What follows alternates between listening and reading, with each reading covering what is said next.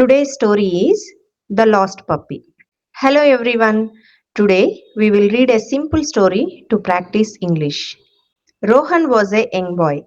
He lived in a small village with his parents. He was kind and helpful. Every morning he went to school and studied hard. One day, while walking home from school, Rohan heard a soft sound. He looked around and saw a small puppy under a tree. The puppy looked scared and hungry. Rohan felt sad for the puppy. He gave it some water and a little food from his lunchbox. The puppy happily ate the food. Rohan wanted to help the puppy find its owner. He took the puppy and walked around the village. He asked many people, "Is this your puppy?" But nobody knew the puppy. Rohan did not give up.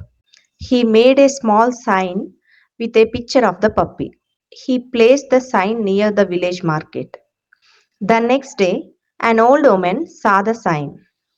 She quickly came to Rohan's house.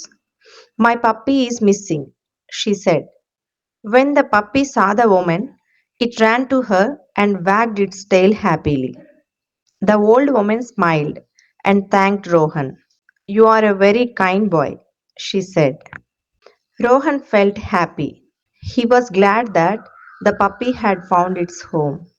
That evening, Rohan told his parents about the puppy. They were proud of him for helping an animal in need. From that day, everyone in the village knew Rohan as a caring and helpful boy. Moral of the story: kindness and helping others always bring happiness.